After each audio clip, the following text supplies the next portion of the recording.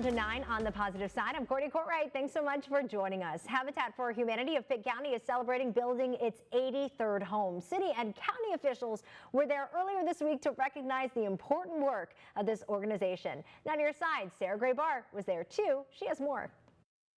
Habitat for Humanity says this home is meant to last a lifetime and gives low-income families the chance to own a home. Crystal Boston lived in Greenville her whole life. She said she always dreamed of having a home of her own. She heard about Habitat for Humanity and applied for a home. It was very exciting. I've already tried doing the homeowner process on my own, but having them here to help and tell me exactly what I needed to do was the best thing I could have done. Habitat for Humanity requires potential homeowners to put in sweat equity. So they work on the home along the way to make sure that everything is ready for this day of dedication for their new home. For Crystal, that meant taking classes on home ownership, budgeting, as well as helping to clean the site during construction. It was very exciting. It's different to see them break when there was nothing on the ground, to watch them pour your foundation, watch them put up your 2x4s, watch them put up your roof and your truss. With the keys passed over, Crystal is now a homeowner.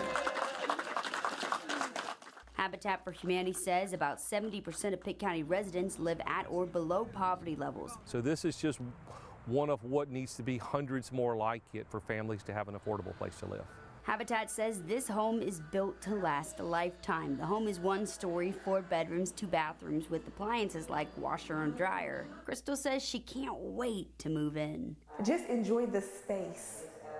Just enjoy front yard, backyard, and just space. For the family, they now get to move into this home. Habitat for Humanity says that they'll go on to work on their next house, which could be ready as early as summer 2024. In Greenville, Sarah Gray-Barr, 9 on your side. In Beaufort County, now middle school students are also getting a look at future careers this week. The district is hosting the Be Pro, Be Proud bus. Inside of it, students get a hands-on look at different careers like welding, truck driving, plumbing, and so much more. That's what we're trying to do, is show them what's out there, show them the money they can make, who to talk to, where they can go get training, scholarships, apprenticeships. We're just trying to give them options so they can know, hey, if you want to go to college, go, that's fine. If you want to go to the military, go. But there's also these paths that you can go down. Kind of get to experience the different types of jobs, because I mean, you don't really get to do this stuff at school, you know, and you get to see what it's like kind of in the real world. All middle schools in that district visited this week. Over in Alabama now, a lemonade stand is a good way for children to make money, but the purpose behind a 7-year-old's lemonade stand is much deeper. She's raising money to buy a tombstone for her late mother. Daryl Burke has this story. I bought lemons and I just started lemonade. This isn't your average lemonade stand. It's helping her heal. With or without us.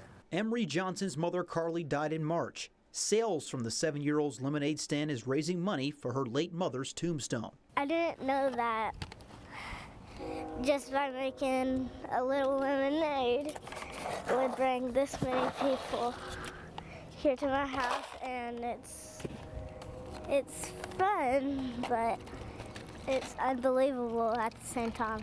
Thank you.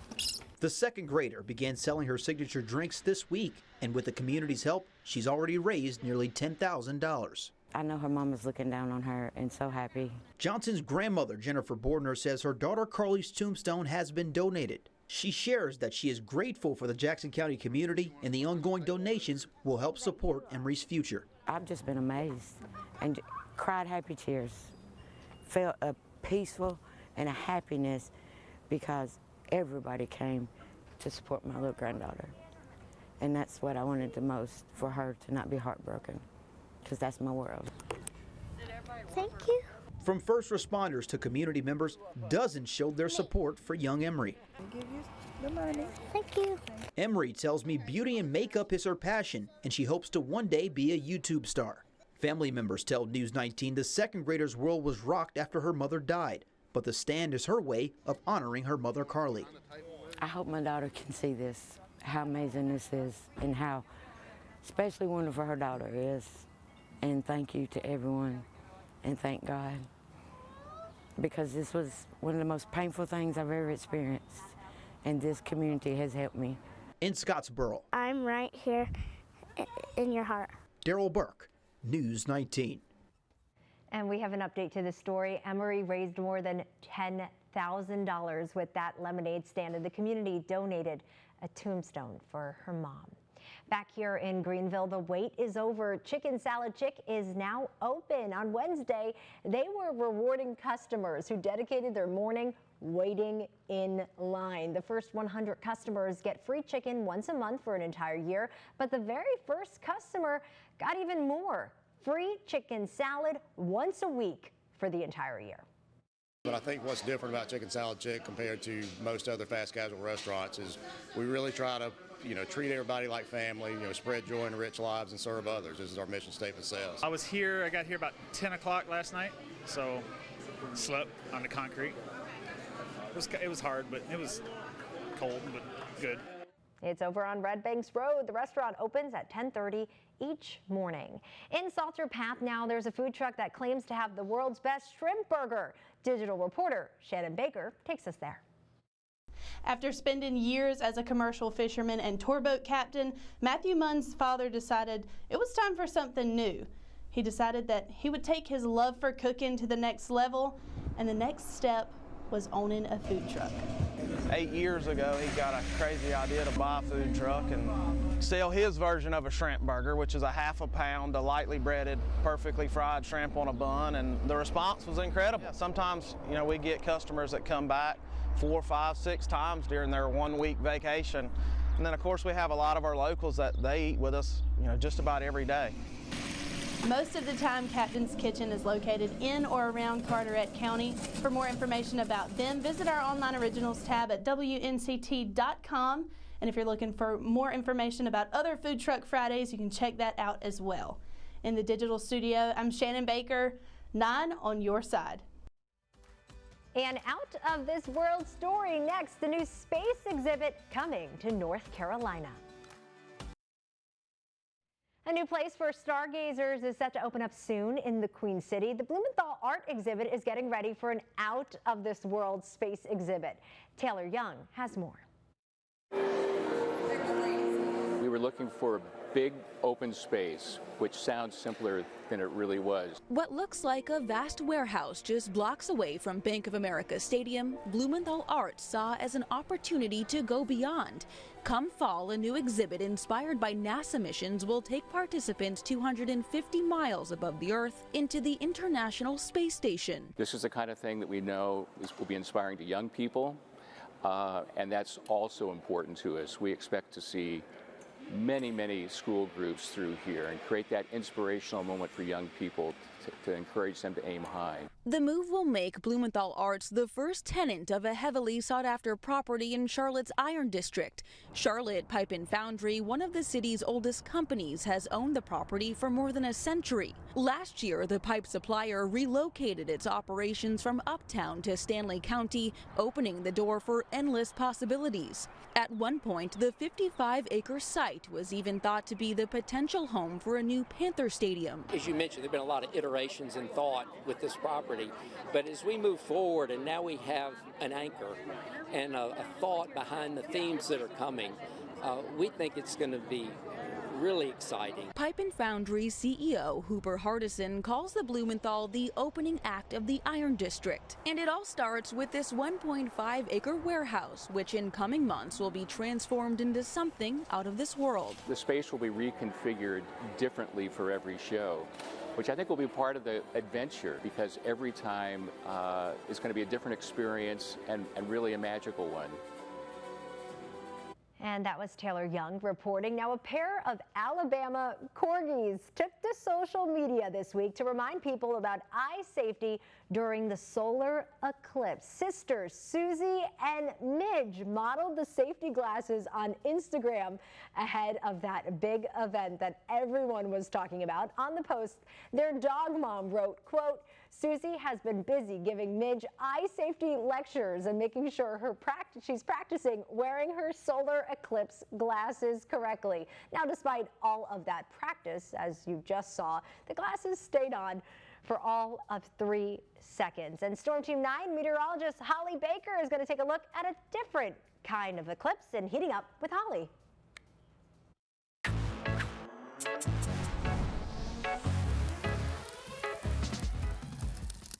We have heard enough about solar eclipses, right?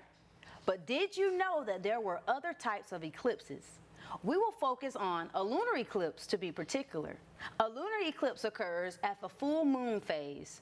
During a lunar eclipse, Earth's shadow keeps the moon from being seen. As the moon passes into the central part of the Earth's shadow, called the umbra, it darkens dramatically. Once it is entirely within the umbra, the moon appears orangish or reddish due to sunlight scattered through the Earth's atmosphere. Unlike a solar eclipse, when there is more dust or clouds in the Earth's atmosphere, the red of the moon will appear. You can even view the lunar eclipse with your naked eye. This is safe because lunar eclipses only reflect sunlight. Usually these eclipses occur at least twice a year. And if you want to see the next total lunar eclipse, you will have to stay up pretty late on March 14th, 2025.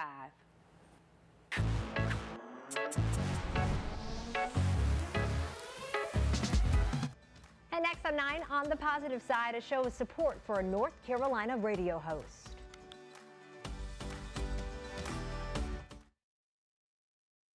A man from North Carolina who gained notoriety on Sports Talk is facing some major medical problems right now. WFNZ listeners call him Mark from Gastonia. The sports world is rallying around him after his diagnosis. As John Lee reports, those messages often moved him to tears. WFNZ, it's the Mac and Bone Show. What a time to be alive, man. Sports Talk Radio is a timeout from everyday problems. When is the ACC going to call Virginia in for an apology? Mac and Bone of WFNZ tackle more than runs, hits, and errors. We're talking sports, but we're talking life. And I know you're talking about something else. What are you talking about? Basketball. They've laughed out loud for 2 decades and have built a big circle of friends, their audience. Now the co-hosts circle the wagons for a frequent caller. He lasted 53 years. So he is an underdog story in life that we have not seen around here. And he's just a lovable dude that's got the biggest heart. You know, I wanted to make people happy. Just whatever I could do to put a smile on people's faces instead of wear them. And I just don't want to mess it up and something happen to it, you know. WFNZ fans know him as Mark from Gastonia.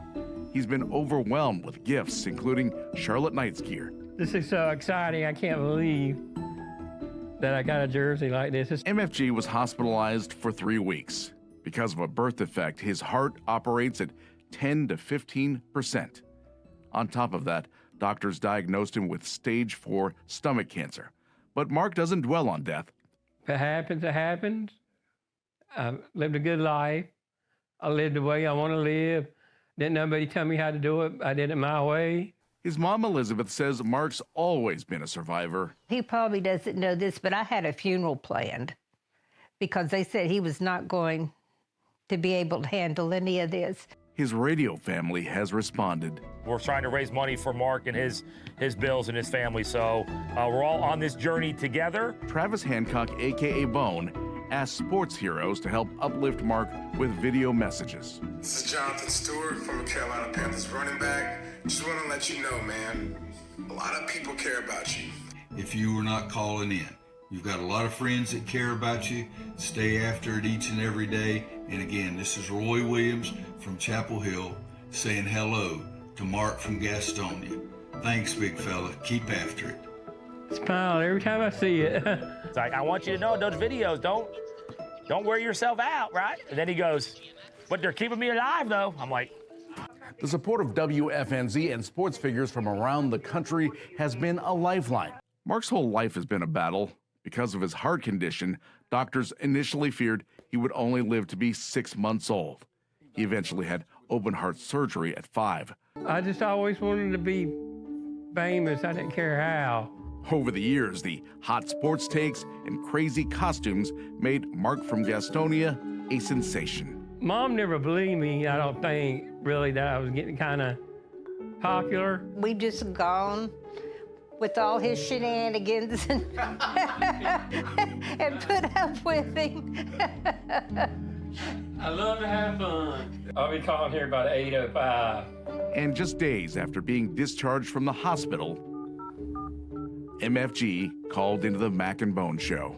No there's no one else like you in this world. Like, you were radio gold. What listeners could not see was just how much the show of appreciation meant to him. Everything you did, man, it made people smile, made people laugh. You never know which call might be the last. Because it's been so long since I called, it just hit me hard. We didn't know we'd ever have those moments again, and we don't know how many we're going to get. It's sad, but we're just trying to cherish them. The legend himself, Mark from Gastonia. But no matter where you're from, broadcasts have the power to bring people together. If you have a connection to the audience, you can do some pretty magical things here. Hey, Mark, give us a Wolfpack howl on your way out.